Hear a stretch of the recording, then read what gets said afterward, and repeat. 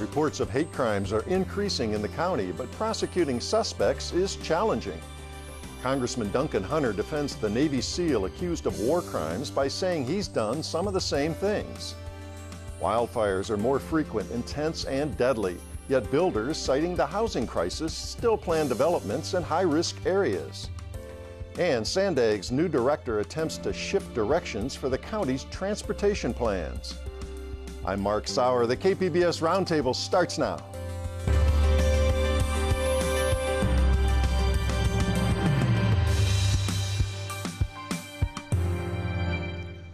Welcome to our discussion of the week's top stories. I'm Mark Sauer, and joining me at the KPBS Roundtable today, Union Tribune investigative reporter Greg Moran, Joshua Emerson Smith, who covers the environment for the Union Tribune, reporter Andrew Keats of Voice of San Diego, and reporter Lynn Walsh of KPBS News. Well, some criminal cases charged as hate crimes command a lot of public attention. That was certainly the case with the murder, attempted murder, and arson charges filed against John T. Ernest and April attacks against a Poway synagogue and an Escondido mosque. Prosecutors have attached the hate crime designation, making the defendant eligible for the death penalty if convicted. But many other hate crimes charged here draw little publicity and often involve murky circumstances. And Greg, let's start with that synagogue shooting, the mosque attack. Why did District Attorney Summer Stephan add the hate crime characterization? Well, clearly they think that the crime was motivated by hate, and the hate crime allegation in this case would allow you to seek the death penalty. But I mean, I think it's the underlying, it's just the analysis of the crime that, I mean, clearly the guy left this long manifesto saying he wanted to, he hated Jewish people and wanted to do something about it. So it was sort of a, pretty straightforward prosecutorial decision. Yeah, you kind of had it in black and white there. But your story points out in most cases charged as hate crimes, the underlying charges typically are fairly low-level felonies. They are, yeah. I mean, many of these, I reviewed a handful of them from the last couple of years, and many of them are, I mean, I don't mean to lessen, the impact of them, but they're assaults or simple batteries or conflicts between people where at some point, in the evidence, the defendant or the perpetrator, you will yell something out or say something or do something that exhibits, a clear bias or animus based on race or gender or something like that. But they are generally not, super high-profile crimes. It's part of the fabric of the crime in the city. And have we seen more hate crime prosecutions by the San Diego DA's office recently? Right. There were. Last year they had 30 cases where they alleged a hate crime. The city attorney's office had a couple, but in the district attorney's office, which covers the county, they had 30, and that's a significant increase from just 5 years ago. In 2014, I think they had 13. And so far this year, they've had, I think, 15. So it seems to be escalating.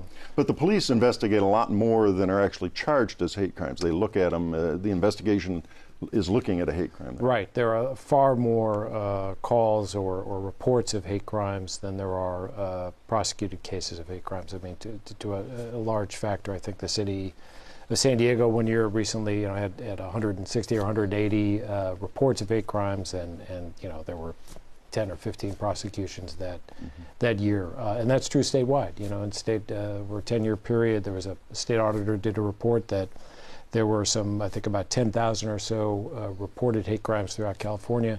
3,000 of those crimes, they never had a suspect. So Greg, did you get a sense with this pretty serious increase in the number of charged hate crimes, whether it's an increase in the incident of hate crimes or a prosecutorial decision that's been changed?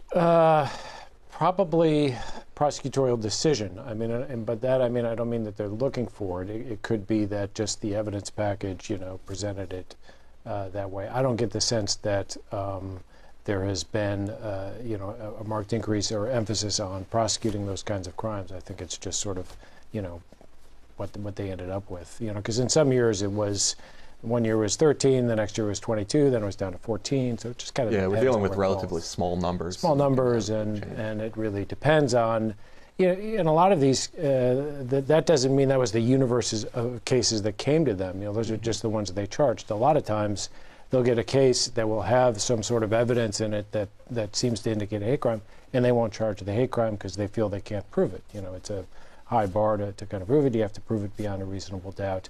juries are somewhat reluctant sometimes to convict on that charge. And those are why it's so challenging to prosecute these for It is. There are a prosecutors. couple of challenges. One, just getting the evidence. A lot of these are people who are attacked randomly or at night, or they don't know who's done it to them, so it's difficult to find a suspect.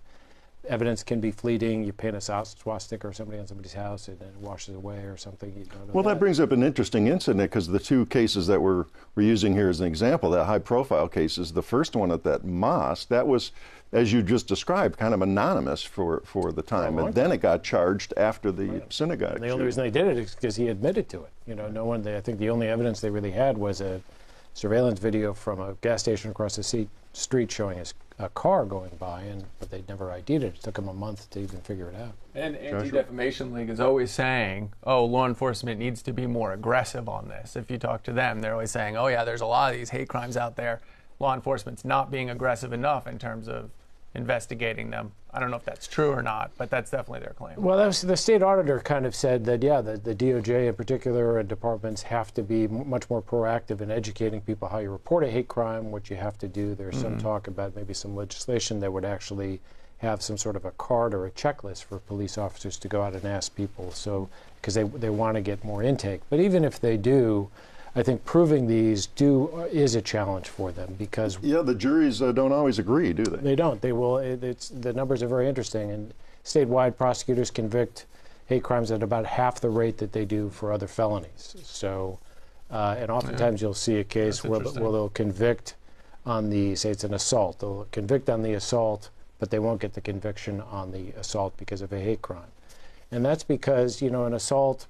Proof can be pretty straightforward. I hit him, here's his injury, here's the medical report. More difficult maybe to say he was hit and here's the medical report because he's black or he's gay or something like that. But both of those have to be proven beyond a reasonable doubt. So it can be difficult, and I think there might be an inherent reluctance among some jurors to convict on hate crimes, because there's a big discussion about, you have First Amendment rights and you have expressive rights, and, at some point certainly my right to throw a punch ends at your face, but there's some it's a tough case to go. That, Well, we'll see how it plays out as the Ernest trial approaches. We're going to move on now. Republican Congressman Duncan Hunter is stridently defending a Navy SEAL accused of war crimes, perhaps too stridently. The charges against Edward Gallagher include murder, attempted murder, and posing for photos with the corpse of an enemy fighter. Gallagher pleaded not guilty. Hunter, who faces a September trial along with his wife for allegedly misusing $250,000 in campaign funds, says he's done some of the same sorts of things Gallagher is to be tried for. And so, Lynn, start with what Hunter has said in public this past week. Yeah, so I think it kind of all started this week anyways. On Saturday, he was at a town hall in Ramona, and he said that a lot of his peers, including himself, have taken photos and posed with dead bodies of militant combatants. That's something that he has, enemy combatants. That's something that he admitted to.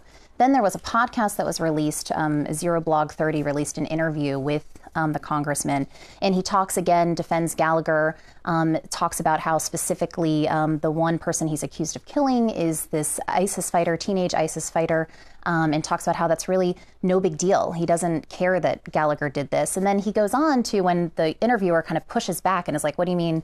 Isn't there a law that, or a line that you have to draw somewhere? And he says, well, you know what? I killed hundreds when I was in Fallujah, hundreds of civilians, probably maybe even women and children if they were still there. So how do you judge me? So these are some of the comments that he's come out and said this week. And what was his point in making these comments? Well, I think what he's trying to do is to show that a lot of people do this when they're overseas. A lot of people in the military have done this. I have done this. So it almost seems like he's trying to normalize what has happened to kind of make it so that what Gallagher is accused of doesn't sound so terrible because everyone else is doing it. And Hunter's public statements have drawn the attention of Marine Corps leaders, have they not? Yeah, so the Marine Corps says, yes, we are aware of his statements. We cannot speculate as to if this would arise to any kind of potential trouble for the congressman. They do say that, posing with dead bodies is a violation of, rules and laws that they have, but there's lots of different context that goes into it. They would need to see these images before even making any kind of, any kind of opinion on this. And then on top of that, I've talked to, they've mentioned too, there's this statute of limitations for these types of crimes, and that's 5 years. And Hunter has been out of the military and, not a part of the military for longer than that. These crimes would have taken place long before that 5-year limitation. So several years ago. And Hunter's response, I mean, he's not really talking about what he said, but his office issued a response? Yeah, so he hasn't made himself available to kind of talk specifically about what he has said. Questions like these, his office has sent out a kind of generic response, I would say, that basically says, these cameras are everywhere on the battlefield. Everyone is doing this, and then they went on to say that the charges against Gallagher just are not going to stand and are not worth trying. Yeah, part of the answer there, because I was at the town hall, came in the context of a long answer he was given that was really criticizing the case against Gallagher, and he's trying to outline the facts of, as he saw them, kind of spin them as he saw them about how what Gallagher had done was not necessarily wrong, and that the thrust of the critique was the overreach and the incompetence of what he called the corrupt military justice system, and he was really taking a run at the justice system, and then was able to feather in at the end a rip at the civilian justice system, which he is currently participating in as a defendant. So I think there might have been an ulterior motive there. And the reaction from the crowd at that town hall? It was when he said the thing about I've posed with dead bodies, it was just complete silence. Nobody really did anything. The only time they reacted is when he was recounting what he thought were the injustices that had been done to Chief Gallagher. And then people were saying, oh, this is terrible, oh, this is awful. We do have a bite from that podcast that we're referring to. Let's hear that, 15 seconds. I was an artillery officer, and we fired hundreds of rounds into Fallujah. Right. Killed probably hundreds of civilians, if not scores, if not hundreds of civilians. Probably killed women and children, if there were any left in the city when we invaded. So do I get judged too?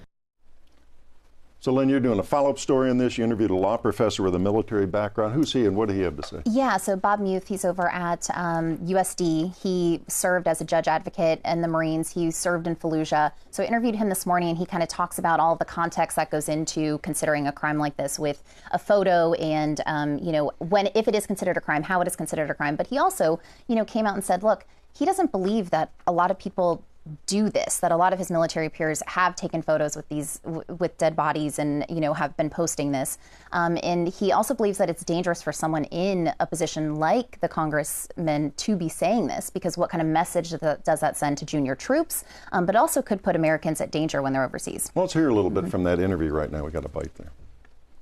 I mean, I think it's outrageous. I mean, it's just simply not true. I mean, there has been instances where this has come out. I think the military has held people accountable for doing that. I think it's very dangerous, and particularly for somebody like the congressman who has this position of authority as an elected official, but also at the time he would have been doing this, he was an officer in the United States Marine Corps. All right, we're about to end this segment, but the hearing going on today, Friday, on the case involving Edward Gallagher. What's going to be determined? So they're still trying to get it dismissed. His team's trying to get it dismissed and trying to also get the prosecutors to be removed from the case. And so we'll see what happens with that today. But there is a date set for June 10th. That's okay. I just want to add real quick. It does seem like he's trying to normalize it, right? Like that's the first thing you hear.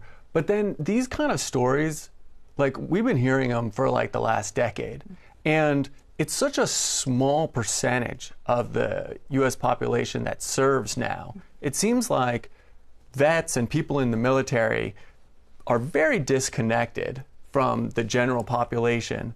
And I'm wondering, maybe this actually serves to kind of spur a conversation about what's actually going on over there, because I think most of us don't really know. And it could have a positive impact. Yeah, that's a good point. We are out of time on this segment, but that's a good conversation for another day, especially in a town like San Diego. Well, we are going to move on. San Diego, along with most places in California, is desperately short of housing, but expanding into open areas means building in wildfire country. A case in point is the 1,100 homes planned in a project known as Adara at Otay Ranch. Am I pronouncing that right? I believe so. Okay, fair enough. Well, Joshua, start with the location of that project. Fire-prone rather understates it, right? Right. Yeah, well, it's between Chula Vista and Hamul on a road called Proctor Valley Road. I don't know if you can kind of picture where that is. Well, I remembered from all the fire stories in '07 about people evacuating. Yeah, the Harris fire, right? So it's like the 19th or 20th most destructive fire in the state's history happened in that area, and other areas around there. It was like, that was a big fire, so it was in a lot of different areas. But basically, yeah, it's on Proctor Valley Road between Chula Vista on this, what is basically a gravel road right now.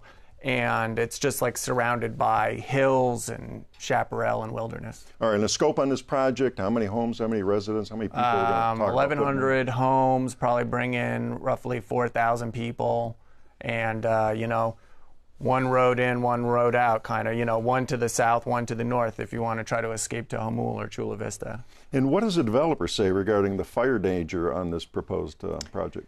You know, they have a fire protection plan in place, right? So they have CAL FIRE that signed off on this saying we can get these guys out if we need to. And then also this is built with the latest technology, right? So everything from a big area of defensible space, we're going to clear all the flammable shrubs and bushes away from around the immediate homes. And then the houses are going to be built with fire resistant materials, including the big one of these vents now. Right? They have these really kind of fire-resistant vents that are always improving the technology on. Because remember, when a wildfire comes through, the flames don't have to hit the house. It's all the embers that are coming off these big blazes that are just like coming at really high speeds, these big like softball-sized embers. And if they get inside the house, then the house goes up. Well, and I wanted to mention, of course, and we talked about it on the show, last year's deadly campfire in Northern California. It just devastated that town inside of 30 minutes. More than 80 people were killed, and exactly what you're talking about. These embers were going in these winds and these conditions a mile, 2 miles ahead of the fire. Totally. Yeah. I mean, that's the situation, right? And so the USA Today actually did a really interesting analysis about how many of these high fire-prone areas we have around the state and the exits in and out of them. And they said that in the most fire-prone areas, for every lane of traffic going out of one of these areas, there's about 300 homes. But a lot of these places have way more homes than that per lanes of traffic. And with the Adara at Otay Ranch, I mean, we're talking about like 2,000 people per lane of traffic. If both of the roads are open, I mean, that's the other thing. If the fire closes one of the roads, then you could have 4,000 people trying to get out in one direction. I was surprised to see in the story that the CAL FIRE guy was saying, no, we're fine with this. You know, we got a plan. I mean, it's Mike Tyson said everybody's got a plan until they get punched in the face. You know, I mean, because the rest of the fire community in the state seems to be saying we have to pull back from the urban wildfire interface. We can't sprawl out. Give us the CAL FIRE you might guy. be surprised by that, but for anyone who's been following that, they wouldn't be surprised because there's 8 of these projects planned for high fire-prone areas all around the county, and CAL FIRE's been coming out and saying, CAL FIRE with the San Diego County Fire Authority, they're kind of like one agency. Hey, we can get people out, it's fine, we can do this. So they seem to be very confident. And you mentioned those 8 projects that are on the drawing boards or in the pipeline now. How many units are we talking about? How many people? A lot in these areas. 10,000 units. Yeah. And so 3 to 4 per unit here. Yeah. Well, and it's an odd thing because it kind of presents this catch-22 where the first moving, the early phases of these projects that are built right on the urban wildfire edge, those are the most at risk. But once you build those, then you almost shift the incentives that you want to build more, because then you are no longer in the wilderness. Now you're in an urbanized area. So it's like initially there is great danger to sprawling this way, but once you've gone down that road, suddenly all of your incentives are to keep building as much as possible to prevent the amount of wildfire that surrounds all these homes. And the fire doesn't distinguish with all of that. Almost out of time on this segment. What is the timetable on all of these developments? I mean, some of them have been approved, and this one here, the Soups have yet to look at. So the Soups are going to vote on this next month, or what is it, 31st, next month in June. But who knows if any of these are going to get built. They're being challenged in myriad ways. Sierra Club and a lot of the environmental groups are challenging them on all of the traffic it's going to create and the greenhouse gases associated with that, and the impacts to the multiple species conservation plan. I mean, it's getting a lot of heat. And of course the fire. And the fire thing. We'll follow up and see what happens as we move on those votes. We're going to move on. Everybody complains about our traffic. SANDAG's new executive director wants to do something about it. Oh, and make great strides meeting climate change targets in the bargain. And that has put him at odds with what might be described as the go-along, get-along leaders of the San Diego Association of Governments, the county's premier planning agency. So, Andrew, start with who is this new guy and what's his philosophy? His name's Hassan Akrada. He came from the Southern California Association of Governments. He's been here 6 months or so at this point. And basically, I think the operating philosophy that he announced when he came to town, and that has been consistent with what he said, is that it's time to make transit in San Diego time competitive with driving from anywhere to anywhere. And that's sort of the principle that he has used to outline all the things that he has said that we should do. And while it sounds great, and seems while like a noble goal, when he initially said it, no one was opposed to that as an idea. Once you put pen to paper and start describing what that means is in terms of concrete decisions, well, now you start to see people start deciding that that's not such a great idea. And remind us, why is SANDAG important? Its visions and actions, they have real impacts here and real money. Yes, I mean, SANDAG does two things in town. They're our main planning agency, so they're the people who decide where we're going to build our freeways, where we're going to build our major transit lines, and so that those will be the things that we're building towards when the federal government decides to pass an infrastructure program and makes a bunch of money available, or the state government passes a gas tax increase and makes a bunch of money available. And then they also administer a half-cent sales tax here locally called Transnet, which we use to help build some of those things. And you guys did great work, Voice did great work on showing that those funds weren't really what they appeared and spending on it wasn't what they appeared. And what does the new director want to see happen with all this Transnet stuff? So his idea, and this is kind of in tandem with changing the entire direction of all of our long-term planning, which is one thing he'd like to do. And then in the short term, he says, also, with what money we do have remaining in this Transnet measure, which is much less than we'd expected, and we already have conceded that it's not going to be enough to build everything we've said, I want to change things up, and I want to start using some of that money to do some planning and environmental work around these transit projects that I envision, which means that money is not going to go to these freeway projects that some of the people in the northern parts of the county and the eastern parts of the county had been anticipating and expecting and were on the ballot when Transnet was first approved by voters in 2004, I should say extended by voters in 2004. These were things that these voters were expecting, and he's saying, Transnet's out of money, we're not going to get those things. With what little bit of money remains, we're going to start spending it to plan our better future that I have in mind. Greg? I'm just curious, did the SANDAG, the people who hired him, the board, and the people, they know this guy's a bit of a bomb thrower. Did you know that they were going to get a guy who's going to come in and just start breaking furniture? I get the sense that they didn't, although... Some of them did. Yeah, some of them certainly did. As you reported. Right, yeah. There was a lot of movement behind the scenes. Right. So to get him in there. Yeah, the job had been initially offered to the previous deputy director, and Mayor Faulkner used for the very first time the newly empowered ability to essentially veto a board decision based on his greater weight that the city of San Diego has by virtue of being a larger area, vetoed that decision, and that which made way for him to come in. He told me recently in an interview that during his first interview with SANDAG's board, he told them at the time, the long-term plan that you have that you guys have had in place for the last few cycles isn't worth the paper it's printed on. It's a bunch of lies. And he's still in there. And he still got the job. So if they didn't realize what type of guy they were hiring, I mean, it sounds like he told them in the interview process. Well, that's the idea. With climate change, with our regional plan, the state plan and all, sooner or later, you got to get people out of vehicles and you got to start cutting down on fossil fuel use. Yeah, I mean, I think to Greg's point, though, I think it's a good question because during the first 6 months, he wasn't pulling his punches. He was saying, we're going to make transit as time competitive with building freeways. Unless you're completely oblivious to the amount of money that entails, you would have to take from that we're going to start doing things very differently. So I don't know exactly how surprised you can be when somebody starts proposing things very differently. I think what happened was there was a lot of turnover on the board when this happened. Yeah. People were kind of caught off guard. Yeah. Like they didn't really realize what was going on. Ron Roberts, longtime supervisor and head of SANDAG for a minute. Major Voice, he's out, right? And then you got Jim Desmond, former mayor of San Marcos, coming in as a supervisor and a major voice on SANDAG, kind of just getting settled. No one really, this is a big change on SANDAG in terms of the board makeup and the direction.